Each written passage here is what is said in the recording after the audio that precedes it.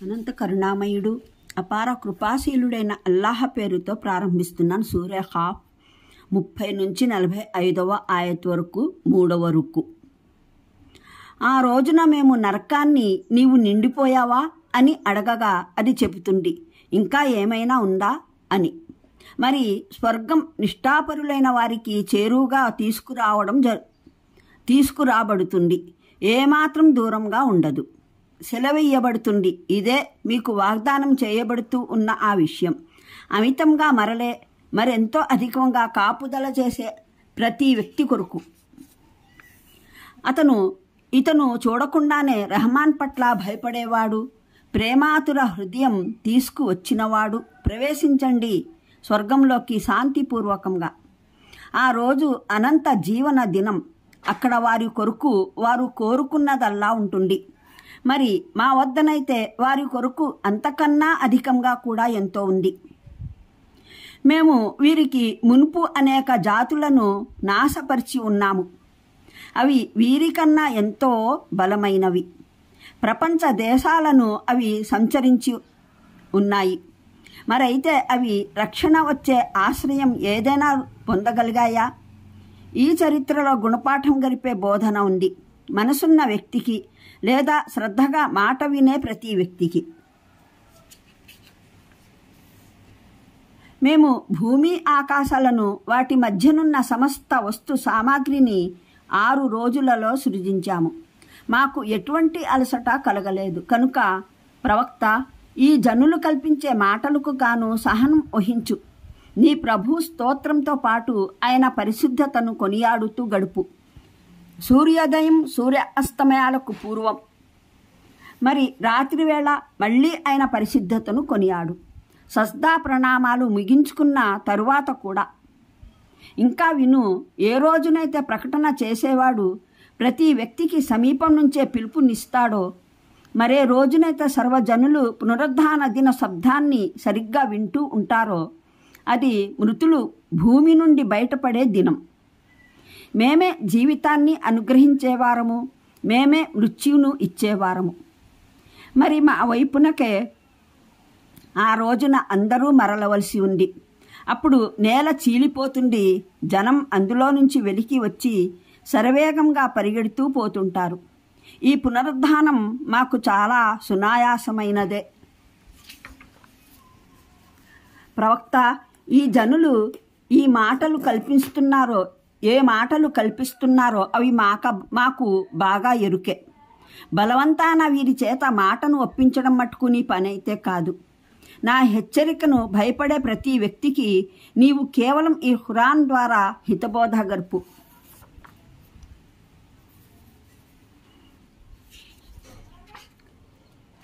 ముప్పై 8వ వివరణ. దీనికి 2 అర్థాలు సాధ్యం. 1, నాలో ఇంకా అధికంగా మనుషులకు అవకాశం లేదు అన్నది. 2, ఇంకా ఎందరు అపరాధులున్నారో వారినందరినీ తీసుకురండి అన్నది.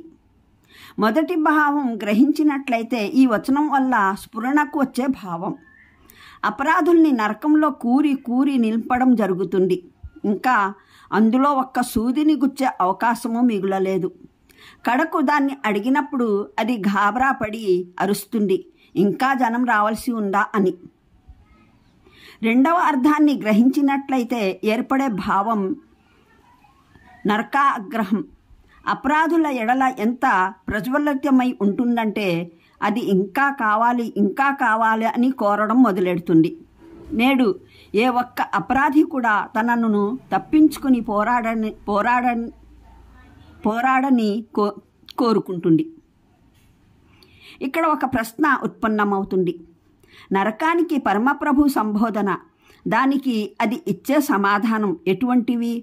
కేవలం ఇది ఉపమానంగా జరిగే సంభాషణేనా, లేదా నిజంగానే నరకం మాట్లాడటానికి ప్రాణమున్నటువంటిదేనా? దాన్ని సంబోధించడం, అది మాటకు సమాధానం ఇవ్వడం సంభవం అవుతుందా? ఈ విషయంలో వాస్తవానికి ఏ మాట ఖచ్చితంగా చెప్పలేము. ఇది ఉపమానప్రాయమైన సంభాషణే కావచ్చు. కేవలం పరిస్థితుల స్వరూపాన్ని చిత్రించడానికి నరకస్థితిని ప్రశ్న సమాధానాల రూపంలో అభివర్ణించడం జరిగి ఉండవచ్చు. ఉదాహరణకు ఒక వ్యక్తి, నేను మోటారు కారుని అడిగాను, ఎందుకమ్మా పరిగెత్తవు అని. దానికి అది, అయ్యా నా కడుపులో పెట్రోలు లేదండి అని సమాధానం చెప్పింది అని చెప్పినట్లు. కానీ మరో విషయం కూడా సాధ్యమే. ఈ సంభాషణ వాస్తవమైనదే కావచ్చు. ఎందుకంటే ప్రపంచంలో మనకు నిశ్చలంగా, జడ పదార్థంగా, మౌనంగా కనిపించేవన్నింటి గురించి అని అవి పరమప్రభు అల్లాహ్ కొరకు కూడా అలాగ స్తబ్దుగా, మౌనంగా ఉండే అవసరం లేదు. సృష్టికర్త తన సృష్టితాలలో ప్రతి దానితోనూ సంభాషించగలడు. ప్రతి సృష్టి రాశి ఆయన మాటలకు సమాధానము ఇవ్వగలదు. అది మాట్లాడే భాష మనకు ఎంతగా అవగాహన శూన్యమైనప్పటికీ, అంటే ఒక వ్యక్తిని గురించి అతను ధర్మనిష్ట గలవాడని, స్వర్గానికి అర్హుడని పరమప్రభువు న్యాయస్థానంలో తీర్పు ప్రకటించగానే మరుక్షణం ఆ వ్యక్తి స్వర్గాన్నే తన కళ్ళెదుట ప్రత్యక్షమవడం గమనిస్తాడు. అక్కడి వరకు చేరడానికి అతను దూరాన్ని దాటవలసి రాదు. కాలినడకన లేదా ఏదైనా వాహనం ఎక్కి ప్రయాణం చేసే అవసరం కలగదు. తీర్పు సమయానికి స్వర్గ ప్రవేశానికి మధ్య కాల విరామం ఏదీ ఉండదు. ఇటు తీర్పు అవగానే అటు నిష్ఠాపరుడు స్వర్గంలోకి ప్రవేశిస్తాడు. అంటే అతన్ని స్వర్గం వరకు చేర్చడం జరగదు. స్వర్గమే అతని వద్దకు తెచ్చి పెట్టబడుతుంది. దీన్ని బట్టి పరలోకంలో కాలం దూరం భావనలు మన ఇహలోక భావనలకు ఎంతగా భిన్నమై ఉంటాయో ఊహించుకోవచ్చు. ప్రపంచంలో మనం ఎరిగిన త్వరగా, ఆలస్యంగా, దూరంగా, దగ్గరగా అనే భావనలన్నీ ఇక్కడ అర్ధరహితమైపోతాయి. మూలంలో అవ్వాబ్ అన్న పదం ప్రయోగించబడింది. దీని అర్థం చాలా విస్తృతమైంది. దీని ఉద్దేశం అవిధేయత, మనోకాంక్షల అనుసరణ మార్గాన్ని వదిలిపెట్టి విధేయత, అల్లాహ్ ప్రసన్నత పొందే మార్గాన్ని అవలంబించే వ్యక్తి అన్నది. అల్లాహకు ఇష్టం కాని ప్రతి విషయాన్ని వదిలిపెట్టేవాడు, అల్లాహకు ఇష్టమైన ప్రతి విషయాన్ని అవలంబించేవాడు, దాస్య మార్గం నుండి ఒక్క అడుగు తప్పిన వ్యాకులపడి పశ్చాత్తాపం చెంది దాస్య మార్గాన మరలి వచ్చే వ్యక్తి, హితోధికంగా దైవాన్ని సంస్కరించే వ్యక్తి, తన వ్యవహారాలన్నింటిలో ఆయన వైపునకే మరలే వ్యక్తి అన్నమాట. మూలంలో హఫీజ్ అన్న పదప్రయోగం జరిగింది. దాని అర్థం రక్షణ కల్పించేవాడు అన్నది. దీని ఉద్దేశం అల్లాహ్ అవధుల్ని, ఆయన విధుల్ని, ఆయన పవిత్రతల్ని, ఆయన అప్పగించిన అప్పగింతల్ని పరిరక్షించేవాడు, అల్లాహ్ తరపున తన పైన విధించబడే హక్కులను కాపలా కాసేవాడు, కాపాడేవాడు. విశ్వాసం గైకొని తన ప్రభువుకు చేసిన ప్రమాణాలను, వాగ్దానాలను కాపాడేవాడు, తన కాలాన్ని, శక్తుల్ని, శ్రమను, ప్రయత్నాలను పరిరక్షించేవాడు, వీటిలో ఏది తప్పుడు పనుల్లో వృధా అవ్వకుండా చూసుకునేవాడు, పశ్చాత్తాపంతో దైవం వైపునకు మరలి ఆ పశ్చాత్తాపాన్ని కాపాడుకునేవాడు, దాన్ని తిరిగి భంగపరచకుండా రక్షించేవాడు, అనునిత్యం తన మాటల ద్వారా, చేతల ద్వారా తన ప్రభువు అవిధేయతకు తాను పాల్పడటం లేదు కదా అని ఆత్మపరిశీలన చేసుకుంటూ మెలిగేవాడు. రహమాన్ కరుణామయుడు.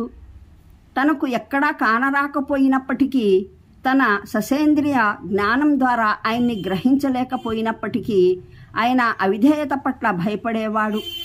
అతని ఆంతర్యం మీద ఇతర గోచర శక్తులు బట్టబయలుగా కనిపించే బలీయమైన శక్తులు, అస్తిత్వాల భయం కన్నా ఆ కానరాని కరుణామయుని భయం అతని మీద బలోపేతమై ఉంటుంది. ఆయన కరుణామయుడిని ఎరిగి ఉన్నప్పటికీ ఆయన కారుణ్యం పైన నమ్మకంతో పాపాలకు పాల్పడలేదు. పైగా అనుక్షణం ఆయన అయిష్టానికి ఎంతో భయపడుతూనే ఉన్నాడు. ఈ విధంగా ఈ ఆయత్ విశ్వాసిలోని రెండో ప్రముఖమైన మౌలిక సద్గుణాలను సూచిస్తోంది. ఒకటి, స్ఫురణకు రాకపోయినప్పటికీ, గోచరించకపోయినప్పటికీ అతను దైవానికి భయపడుతూ ఉంటాడు.